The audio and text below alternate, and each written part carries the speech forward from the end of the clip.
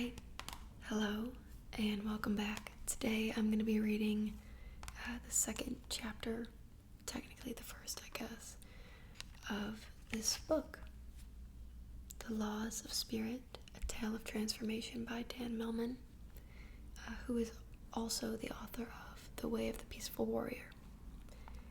It's one of my favorite books, and a few of you said you would like a part 2, and frankly I would like to do it, so here we are. So for each chapter he has a page like this, and it has a little excerpt here, a little intro. The Law of Balance, Finding the Middle Way. If gravity is the glue that holds the universe together, balance is the key that unlocks its secrets. Balance applies to our body, mind, and emotions, to all levels of our being. It reminds us that anything we do, we can overdo and underdo, and that if the pendulum of our lives or habits swing too far to one side, it will inevitably swing to the other. And then there's a quote here. Be humble, for you are made of earth. Be noble, for you are made of stars. It's a Serbian proverb. And now we pick up where we left off with the story. We're downwind, so he doesn't yet sense our presence, said the sage softly, directing my gaze to the edge of the pond, where a white bird balanced perfectly on one leg. Can you balance like that egret? She asked. What do you mean, stand on one leg? I mean, feel what the egret feels inside. Can you remain as calm in the midst of your everyday life? Yes, maybe. I don't know. I'm still trying to figure out how we got here. She repeated her question. You don't often feel such serenity, do you? Well, no, I suppose not. An honest answer and a good starting point, said the sage as she sat down on the sunny knoll overlooking the pond. Consider for a moment the importance of balance in the natural order of human life. We are creatures of moderation. We can't swim as well as fish, run as fast as cheetahs, or lift as much as gorillas, but we have all these abilities in moderation and balance. The sage pointed again to the snowy egret, still posed at the water's edge. Every human body yearns for and thrives in a state of inner balance, inner peace. Can you feel this inside of you now? The instant she placed her palm on my chest, I felt a profound sense of peace pervade my body and quiet my mind. You feel it, she whispered. Yes, I sighed with pleasure. This feeling of serenity provides a reference point. It will increase your awareness of and decrease your tolerance for the imbalances you normally experience. In what way? Well, you can understand how it does little good to advise tense people to relax if they don't know what relaxed feels like. But once they experience a state of deep relaxation, they have a reference point. They can more easily notice tension as it arises and can take steps to release it. And once you know what true balance feels like, you'll begin to notice what's out of balance in any area of your life. This serves as an automatic signal to you to return to that centered place within. You apply the law of balance by noticing your imbalances. As simple as that? She laughed. Very simple, but not always easy, because whatever physical or emotional state you're accustomed to feeling, even if it's tension or extreme imbalance, will feel normal to you. What many people call neurosis is actually an imbalance or exaggeration of thought, impulse, or emotion we feel at times. So shifting to a state of true balance may actually feel odd at first. Then how can I make a shift towards true balance?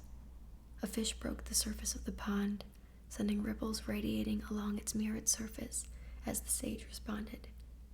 Go to that quiet place, that still pond inside of you. Look, listen, pay attention to any ripples in your body or your life caused by doing too much or too little in areas of eating, drinking, exercise, work, or communication. As I considered this, another thought arose. With everything going on in the world today, spending all this energy looking inside and finding balance and serenity seems kind of self-centered. Smiling, the sage beckoned me to walk with her around the pond. Many people confuse self-centered with being selfish, she said. But once you find your own balance, you also find the inner peace and inner power to make a real difference in the world. She bent over and picked up a thin, straight branch, several feet long, and proceeded to balance it upon one finger.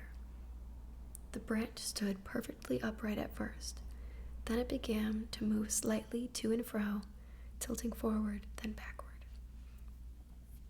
Desires and attachments pull you forward, she said. Fear, resistance, and avoidance pull you backward. Extremes of any kind, even taking rigid sides on an issue, can drive you out of that balanced place that values all sides of an issue. Do you understand? I think so, but I'm not sure, I answered. Good, that means you're ready to learn. As we proceeded along the trail, I noticed that the sage stepped so lightly over fallen branches I could barely hear her footfalls.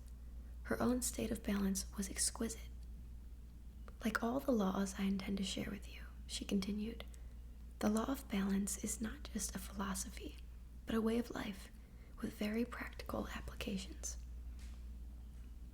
Seeing my blank look, she picked up a stone, handed it to me, and pointed to a scrub pine about 30 feet away. See that tree trunk over there? Let's see you hit it with the stone. It's one of my favorite parts. I took a breath, aimed, and threw. I missed by a few feet to the left. She handed me another stone. I threw again and got a little closer, but still to the left of the center. She handed me 4 more stones, looked into my eyes, and spoke slowly. It's important that you hit the tree trunk with one of these stones. I did not understand why it was so important, but I knew she meant it. I felt my heartbeat quicken. Apply the law of balance, she reminded me. How? I've already told you that when you're out of balance, it feels normal to you. Because of this, you keep leaning toward the familiar side. So the fastest way to find a center is to overcorrect, to deliberately practice the opposite of what you're used to doing. For example, if you speak too rapidly or too quietly for people to understand you, then you need to deliberately talk in a way that feels too slow or too loud. And since I just threw too far left, I said, I need to aim too far right? Right? Right, she said. The thing is, I only have 4 tries remaining. I don't want to miss that tree to the left or to the right. I want to hit it. I'm sure you do, but once you've worked both sides, it's far easier to find center, whether you're aiming at trees or doing anything else. I understand, I said. Doing is understanding, she replied, pointing to the tree. Doubtful, but willing to try, I deliberately aimed to the right. To my surprise, I missed to the left again. You see, said the sage, accustomed to what you usually do, to what feels normal to you, you undercorrected. That's why changing any habit feels a bit difficult and why many people learn so slowly. This time, be daring. Make sure the next 2 throws are to the right of the tree. I made very sure. The first stone went a yard to the right. So did the second. My last try, I said nervously. The law of balance will help you, she said, and so will I. She led me toward the tree until I was only 5 feet away. No one said you had to make life so difficult, she added with a smile. If you notice you're too far away, go too close. Laughing, I hit the tree dead center. As we proceeded along the path around the pond, the sage spoke about another aspect of this law. Balance begins with the breath, she said. Taking in and letting go are those primal rhythms of life. Breathing in, you find inspiration. Breathing out, you find release. Inspiring and expiring. Birth and death with every breath. Feel your breath right now, she said. Notice how when you feel the rhythms of your breath, notice how when you feel the rhythms of your breathing are out of balance, your emotions are too. So when you feel anger, accept it fully and bring the breath to balance. When you feel sorrow, embrace it tenderly and bring the breath to balance. When you feel fear, honor it and breathe deeply to find your balance. As you exhale, you give.